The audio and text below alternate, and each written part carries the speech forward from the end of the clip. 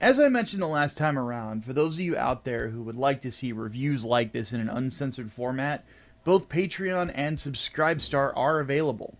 In fact, if you get in at the $10 tier, you can suggest future reviews for me to do. In fact, that's why the next one of these videos is actually going to be over the English dub of Ghost Stories. So that'll be interesting. But today, we're talking Angel Cop. So let's go ahead and get started.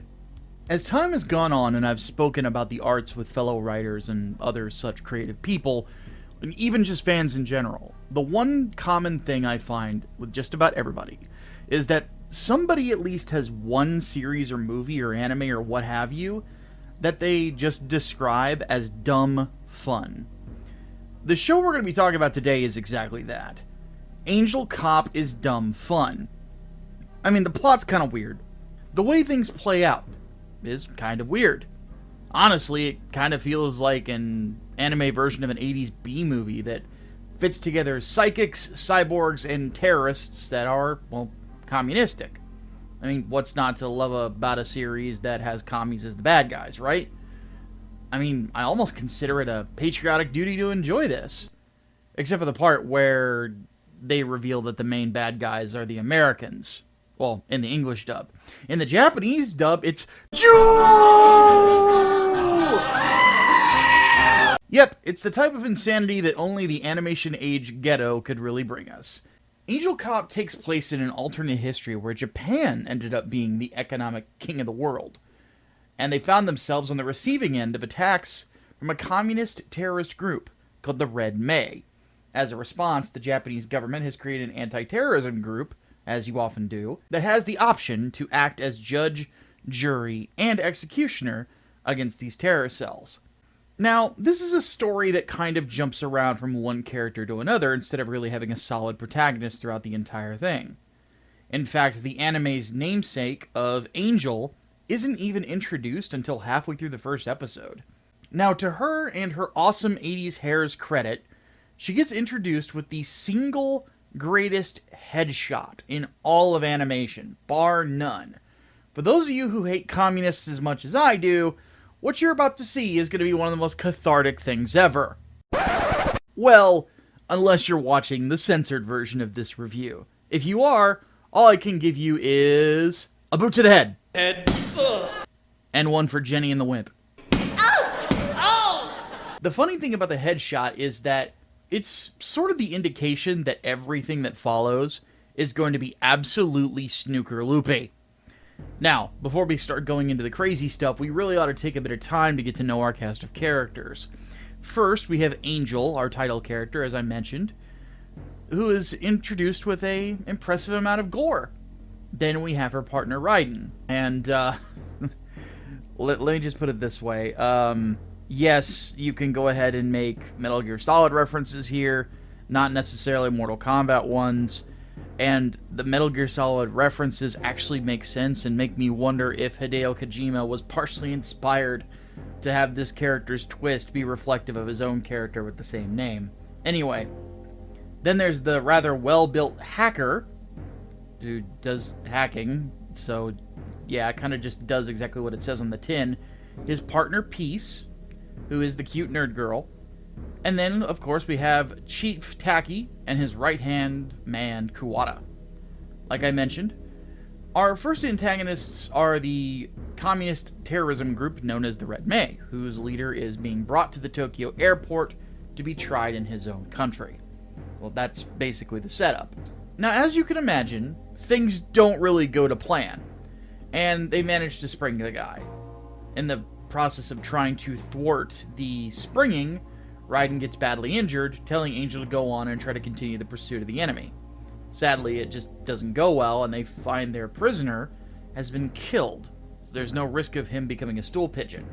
Their new leader, Tachihara, tries to take over a building after members of the Red May have been found killed in some exceptionally brutal ways. The gimmick is that their wounds happened from the inside out. And unless these people are having firecracker sandwiches slathered in Tabasco, there's no reason that this should be happening. This is basically hinting at our next antagonist for this particular story, but I feel the need to pause for a second and talk about kind of the technical stuff, especially the English dub for this OVA series, as expected for the era, it's fucking bad. Don't look so surprised. I'm your fucking backup. You should have waited for me before you came in here on your own. My quarrel's not with you. I wish you no harm. But you are guilty and must die! But if this is justice, then I'm a banana. You fucker! Try some of this! Now, the plot goes at least in some interesting directions. The next antagonists that are introduced in the show are psychics that are called hunters. And the basic premise behind these folks is that they are created to, and I quote, destroy anyone who is unjust in this world. And considering it's the government that's going to pick who is just and unjust, well, that's going to probably change with the tides, so you can kind of understand why that concept is a bit problematic. And then, of course, their leader is named Lucifer. Gee, I wonder who one of the bad guys is. As the show goes on, we find out in reality that there's a much deeper conspiracy going on here that I had mentioned very early on in the video, where we find out who's really behind the Red May and the Hunters. And like I mentioned, depending on the version you're watching, the real bad guys are either the United States or JOOOOS! The funny thing about all of this is that if you take the twist that our puppet masters are actually under the influence of another major world superpower in the United States, then the story actually becomes kind of interesting, especially considering it's an alternate history, so kind of hard to really take offense to it unless you're just one of those people that is offended by everything. With a story like this, you've essentially got the US manipulating a bunch of communists to try to bring down one of the biggest capitalist powerhouses in Angel Cop's universe. That way, the US gets put back on top. Communists being easily manipulated. Who'd have thunk it? But truthfully, you could substitute just about any bad guy into that role, and it would work. You could have it be Russia, you could have it be Germany, etc. It's not a bad plot setup. It's not super complicated or anything like that, but it's good for what it is. It gets you to the next spot in the story, and it gives a good way of tying everything together to really show how something bigger can manipulate the emotions of smaller, more focused groups. Now, one thing I can do is kind of speak for my fellow Jews, that we don't really work with these types of schemes, to be honest with you. The last time we had a big conspiracy meeting, we just really had just a big potluck with the guys from the Illuminati offices across the hall from us. You'd be surprised as to how popular the matzo balls were. Alright, jokes aside, I do think the story's not half bad. Another thing worth mentioning is that the animation in this OVA is really top-notch. Now, there's a lot of talk about the gore in this, and you really do have to respect the level of detail that goes into that, at least in my opinion. But there's a lot of detail that goes into everything. And I really think this sort of animation isn't something that we see enough of. And honestly, I feel like it really does something that a lot of people tend to overestimate. I mean, just the visceral, gut-churning nature of the interrogation scene of the Red May leader, where you find out that they're basically letting his arm rot off. Like, it's... the level of detail is screwed up, but it tells a story. And that sort of thing is just something that I can really appreciate. And really, they take a lot of time to animate everything here and make sure that it looks good. And I think that if in the modern day we had artists that would go into that much detail, it would gain a lot of love and respect. The downside, though, would be that it's going to take a lot of budget. And there's just not a lot of animators that would want to hand draw some of these sequences when some of them could honestly just be done with computer-generated graphics for a much lower cost. These positives are honestly why I didn't give an episode-by-episode breakdown of this show like I did with Genocyber, and why the review of Angel Cop is admittedly a lot shorter than the last one. I don't hate this whatsoever. It's a lot of fun, and I didn't think I was going to have as much fun as I did when I watched it.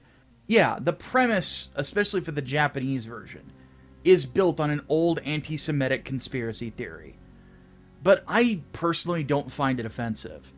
Just stupid and ignorant. Look, there's a lot of people in the arts that have stupid ideas and stupid misconceptions, especially about Jews, at different points of their life. I mean, just look at H.P. Lovecraft. I don't think that there's much else to say there. Now, if the creator wisened up afterwards that we don't control the world, then good for him. But if not, whoop-de-fucking-do. Angel Cop was his only real accomplishment to his name anyway. Overall, though, it's still a show with some really good action and really good animation. During the entire watch, though, I found that the English dub was oddly hilarious. But at the same time, I couldn't help but love the chase scenes, the gunfights, especially the scene on the bridge. That was just brutal. But I loved all of that stuff. And I think, honestly, if you want to create good action sequences, this is something you should watch, because it does a lot of things right.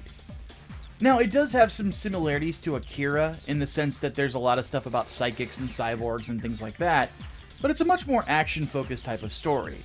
Sort of like if you tried to make a police serial about a world with psychics and cyborgs. I personally think it's worth a watch, so feel free to give it a shot.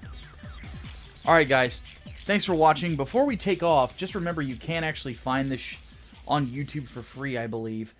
But now it is time for me to tell you a little bit about what my company, Grindstone Arts, has available for you guys on Indiegogo right now. First and foremost, for pre-order, we have 3 Nights, 4 Days Part 2. We're trying to get this up to 200 backers. That's our next big goal.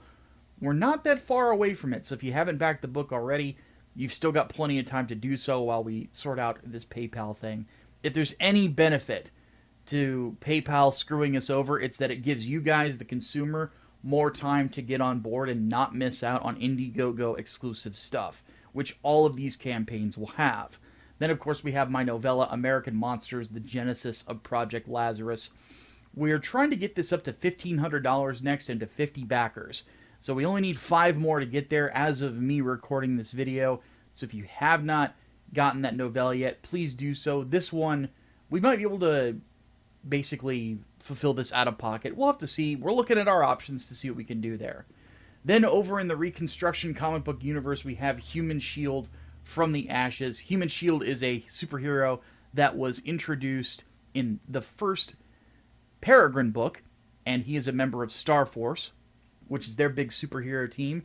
And this is a story about him dealing with a terrorist group coming back to Buenos Aires, which is where he's from, and trying to spark a much larger incident. It is going to be a blast of a book. The artist on this, Mannix, really reminds me of John Romita Jr. in a lot of ways.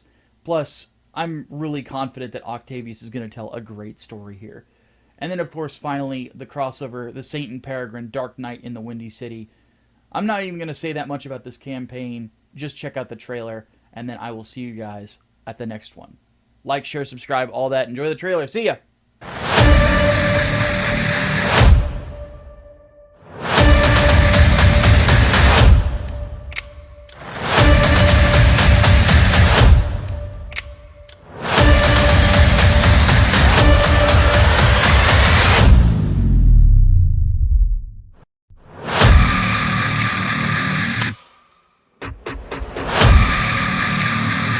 Hey there. Looks like you could use a little help.